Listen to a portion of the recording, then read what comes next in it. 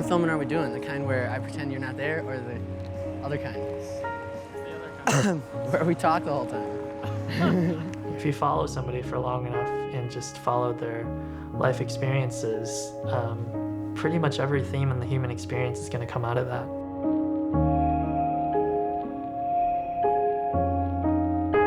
I quickly realized that as the person holding the camera, you get treated a little differently. There's just this slight little social acceptance that you get from it, and there's power in that.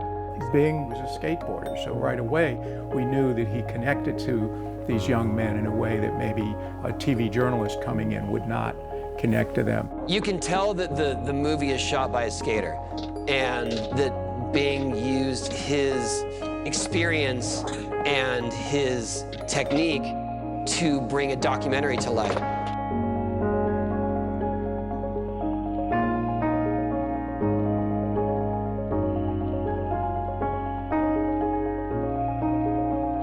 The idea that that he actually went into more discussion with them and more interview, that's what made it so different.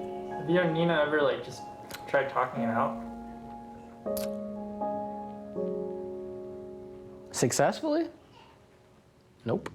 And that was a bold move because, a lot of people don't want to talk about they don't want to talk about anything besides skating, and they definitely don't want to talk about their difficult childhoods. So he really broke new ground doing that. As soon as you started to get each of their personalities and starting to dig into their family stories, it's gripping, it's fascinating, it's heartbreaking, and then I had to know more. Kier, throughout making the film, felt very much like a therapy relationship, except he wasn't the one coming to me, I was sort of coming to him. How bad did it get? Did you ever cry? Oh, of course. Of course.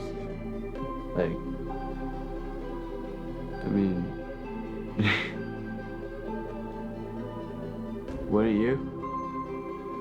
I did cry. And in many ways, I hadn't asked a lot of the questions of myself that I was asking him. And so, yeah, there was this parallel therapy that was going on. I feel like kids are drawn to each other for very specific reasons, and maybe reasons they're not aware of at the time, but they probably have this strong support group if they're all going through those same sort of experiences. It's incredible to see that Bing could have that much perspective on something so difficult, even when it's still pretty raw, I'm sure, in his lifetime, and that he could present it in such a way that was not overly emotional, that it was, in a way that we could all see all sides of it.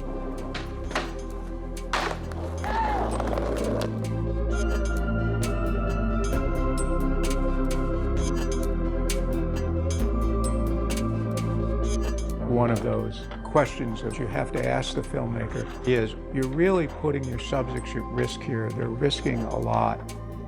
Are you willing to put yourself in that situation? They don't know where they're going. That's very much the nature of documentary filmmaking.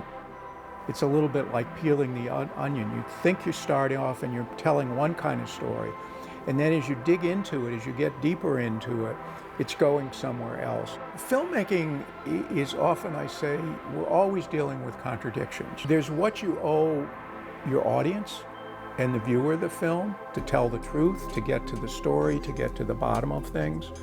But in documentary, you're into the most intimate and exposed aspects of people's lives. So there's what you owe your participants in the film. And that becomes a contradiction. Often those two competing responsibilities are in conflict with each other. And ethics is about finding the balance.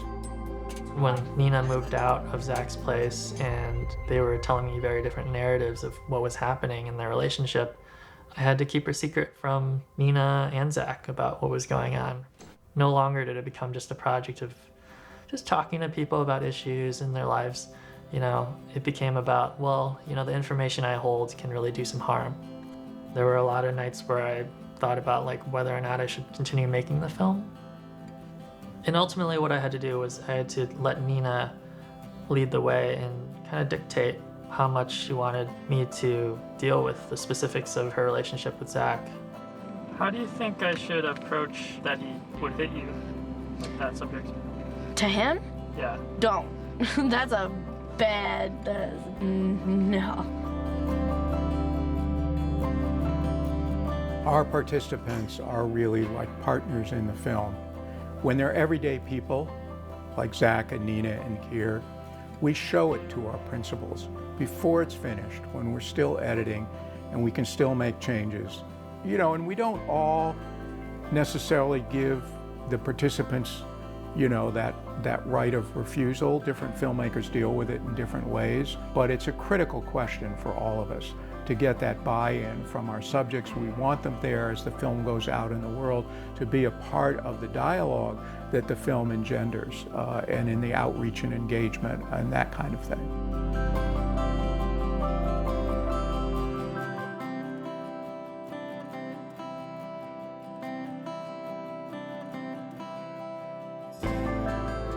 I never really anticipated, you know, or had any sort of expectation for what this would be. Minding the Gap opens up a lid on so many issues that you probably either were ignoring or just didn't even realize were happening. Even though it's a film that in many ways is sad and hard to watch, I love the idea of hope and to show that all three young men are in their own ways going to make it, and that there is hope in each of their stories and in their futures.